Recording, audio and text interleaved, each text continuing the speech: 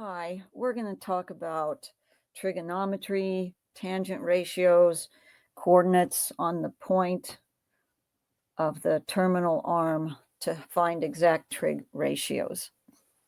But to do that, we have to go back to geometry where we use the Pythagorean theorem.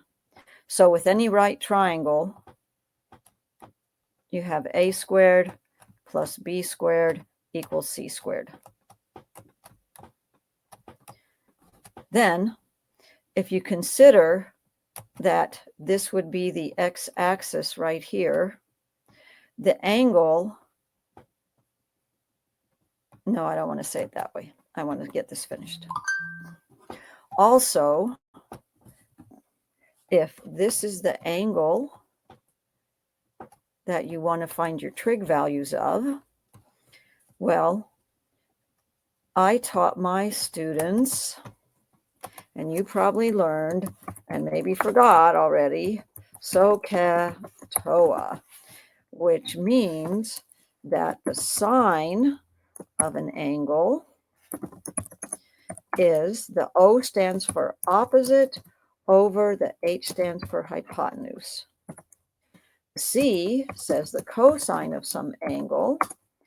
Ha is cosine is adjacent, that side that the angle touches, that's not the hypotenuse, adjacent over hypotenuse. And tangent of some angle is the opposite, that's the TOA, opposite over adjacent. Now, for this example, let's see if I can make this board bigger. Not much, but some. So for this example, if I call this theta,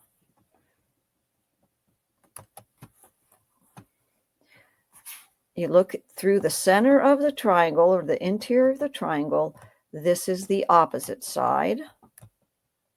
The slant is always the hypotenuse. And this one that touches it but is not the hypotenuse, this is the adjacent.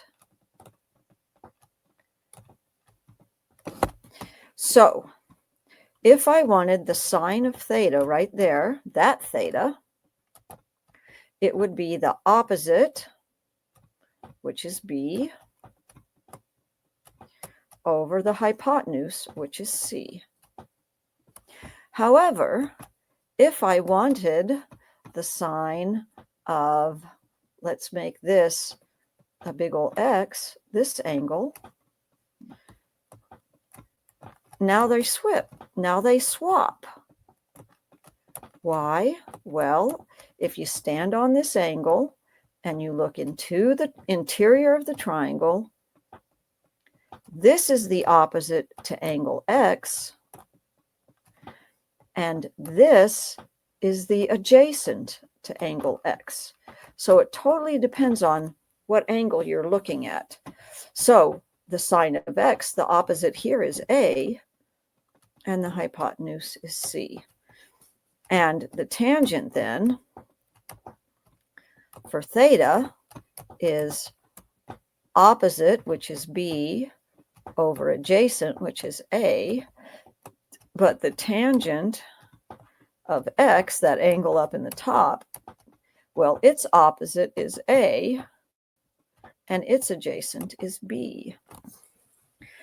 Now, what does that have to do with the circles and the tangent ratios?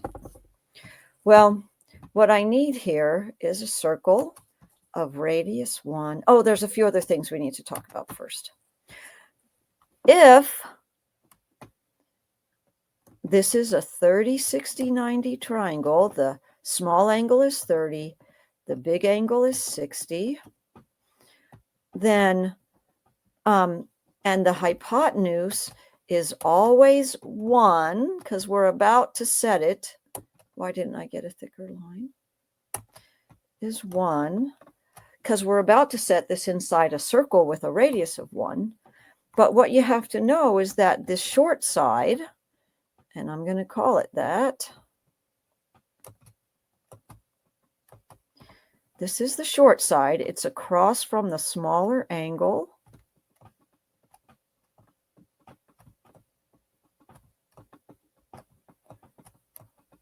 And this is the long side.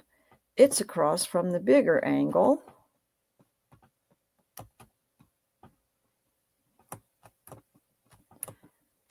And if the hypotenuse is 1, the short side is always equal to 1/2, and the long side is always equal to the square root of 3/2. Now, you can get that by going a squared plus b squared equals c squared and solving, but I don't want to waste time doing that. The other triangle that you need to know about is the 45, 45, 90 triangle. So if this is a 45, 45, 90 triangle, meaning, oh, I didn't mean to make that one small.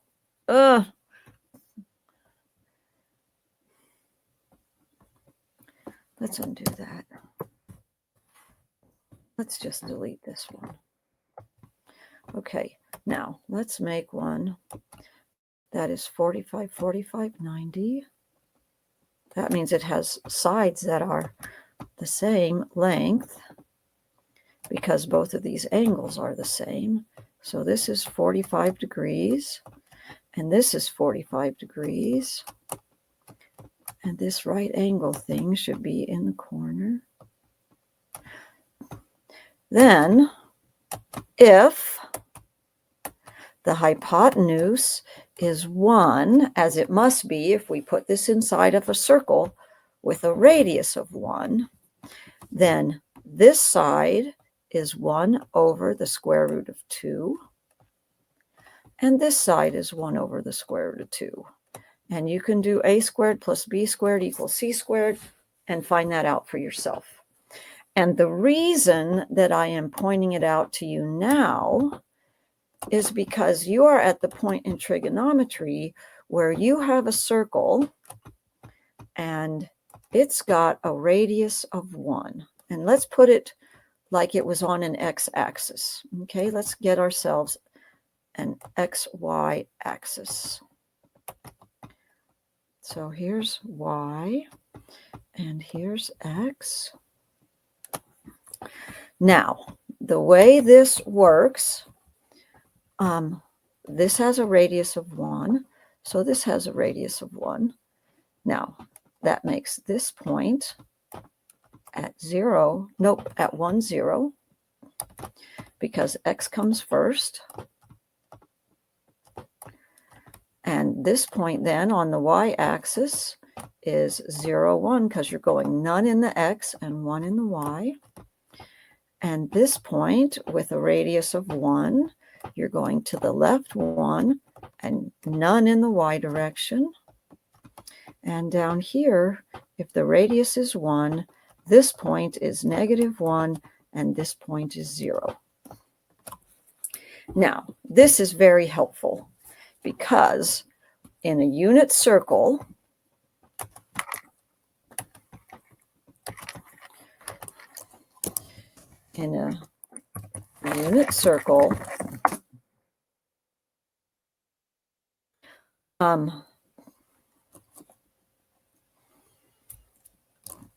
all the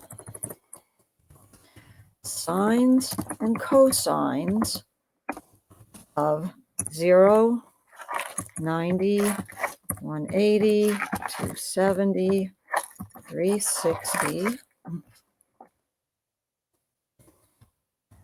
have values of either 1, either plus or minus 1, or 0. If you can quickly sketch this unit circle, you can just read them from the points. So, let's talk about the triangles first, and then we'll talk about the 0, pi over 2, pi, 3 pi over 2, and 2 pi, which are 0, 90, 180, 270, 360. Okay, now let's talk about the terminal side of an angle. All angles start along the x-axis, at least so far in what you have been working on. And they have a terminal side. And the angle that we're always talking about is the angle with the x-axis, never y, always with the x-axis. Now, the cool thing about this is we can turn it into a triangle. If you look at this point here, this is a radius of 1, so the hypotenuse is 1. If you turn it into a triangle, you take the point where it intersects the x-axis and you drop it up or down where it intersects the circle. I'm sorry. You take the point where the terminal arm of the angle intersects this purple unit circle, and you go drop a vertical line down to the x-axis. And what happens is now you have a right triangle right here. And it's got a hypotenuse of 1, just like both of these had. Notice here we have a circle with a hypotenuse of 1, and here we have a circle with a hypotenuse of 1. Now, if that's the case, then there's 3 known angles where you automatically know your x and y coordinates. So this has an x coordinate and a y coordinate. If this was, say, 45 degrees or pi over 4, well, we have this. So if the hypotenuse is 1, each of these sides is 1 over the square root of 2.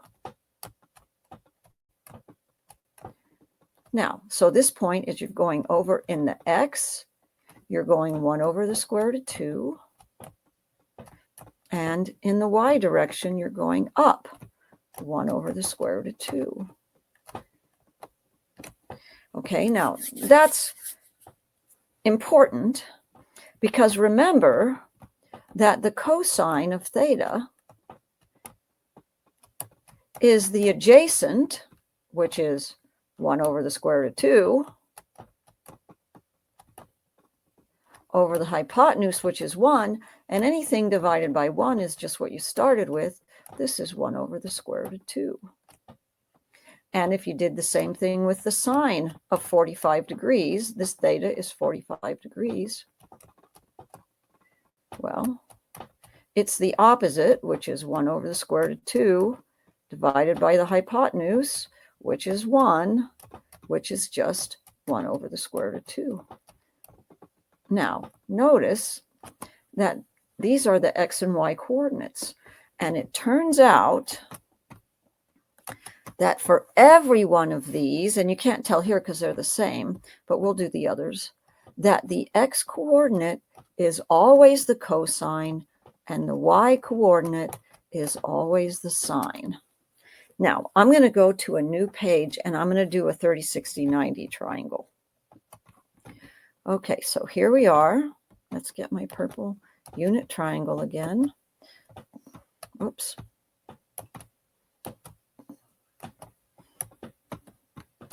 Okay, and we need an x and a y axis. Here's our y axis, and here's our x axis, and they don't need to be dashed.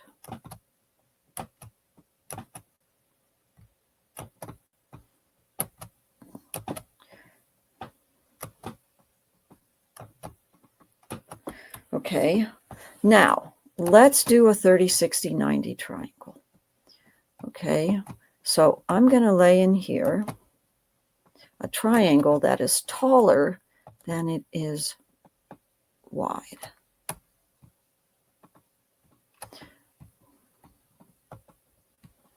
Okay, so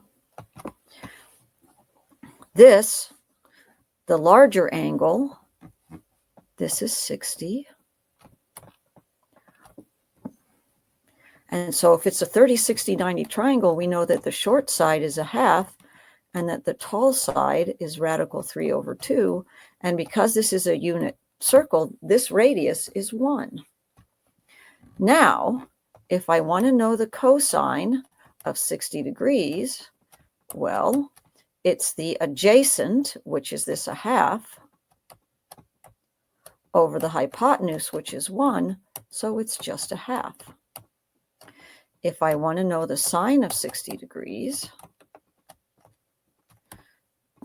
well, it's the opposite, which is radical 3 over 2, over the hypotenuse, which is 1, so it's just radical 3 over 2. Now, if I hadn't done that and I just wanted to write the coordinates of this point right here, well, my x-coordinate is I'm going from 0 over to a half, and I'm starting at 0 and going up radical 3 over 2. And if you look at this, this was the cosine,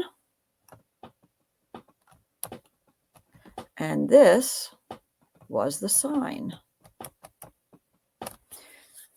Now, why can we have the same why can we have two angles with the same tangent? Okay, now let's talk about the tangent here. Okay, the tangent of 60 is the opposite, which is radical 3 over 2, over the adjacent, which is 1/2. And if you simplify that by multiplying top and bottom by 2, these cancel, you get radical 3 over 1, which is, we'll just leave it like that. Okay.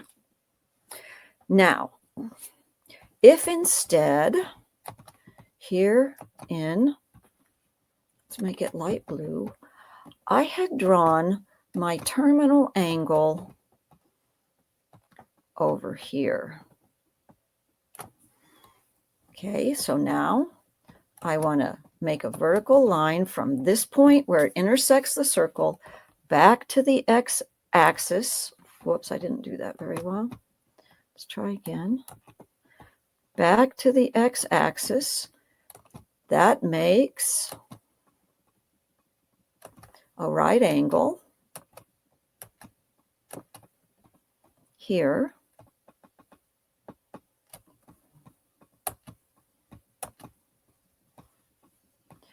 And now I need to choose this. There we go. Now let's fill it with white. There we go. It makes a right angle here. Now, if you'll remember from back in geometry, these are called vertical angles.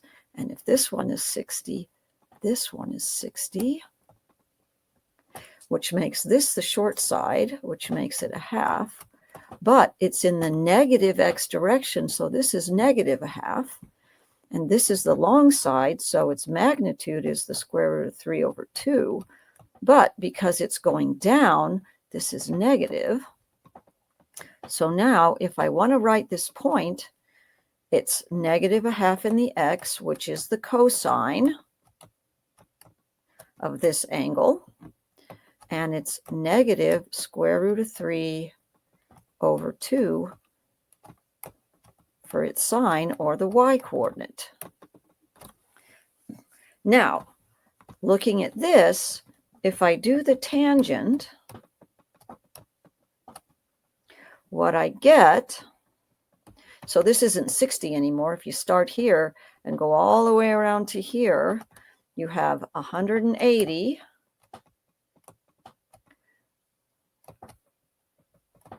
You have 180 getting halfway around, and then you have 60 more.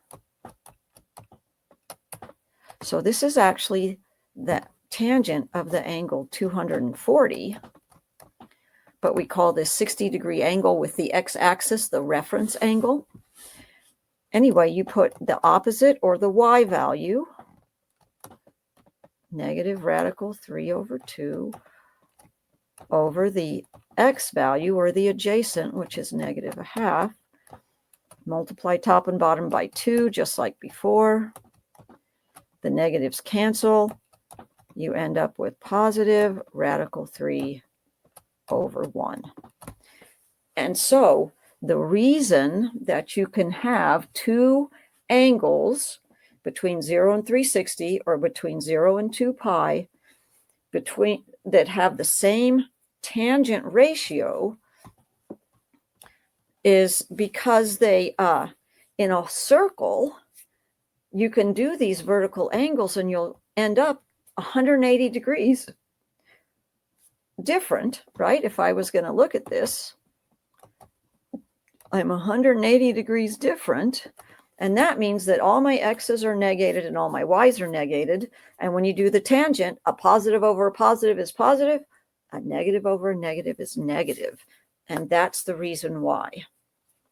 Now, let's talk about how knowing the coordinates of some point on the terminal arm of an angle help you find exact trig ratios. Let's go to a new board for that. But we always need our circle, our unit circle, and we need to be able to draw triangles. So here's our new unit circle, and we need a y-axis and an x-axis, and I want to make them a different color.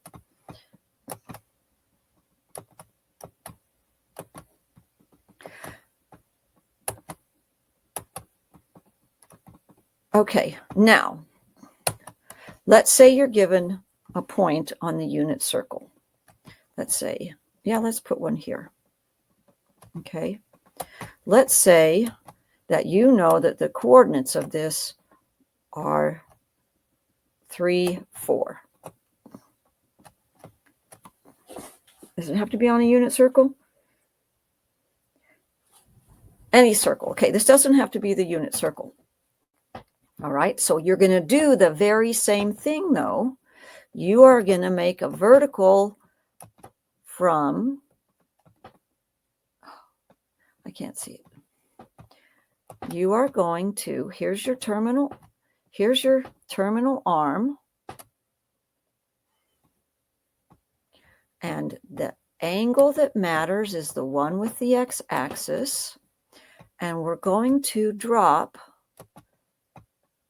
a vertical line from that point on the circle to the x-axis. And that gives us a right triangle in this corner. Right here. Now, if it's not one of those special right triangles, it doesn't matter, because we are going to do, if this is 3, that means this side is 3. If this is 4, it means this side is 4. And we're going to go a squared plus b squared equals c squared. And we're going to find out that 3 squared plus 4 squared equals c squared. And this is 9 plus 16 equals 25. And if that's c squared, we take the square root and we find that c is 5. This should really be plus or minus, but radiuses are always positive. So this is 5. Now, you can write these. The cosine of that angle is the adjacent. Remember, this is ka, so ka toa. It's the adjacent over the hypotenuse. The sine, this is the so, it's the opposite over hypotenuse. Opposite of here is the 4 over the hypotenuse, which is 5. And then the tangent, well, it's the opposite over the adjacent.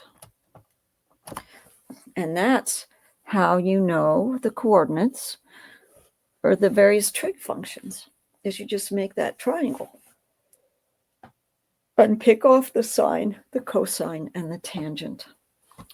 So I hope you have followed.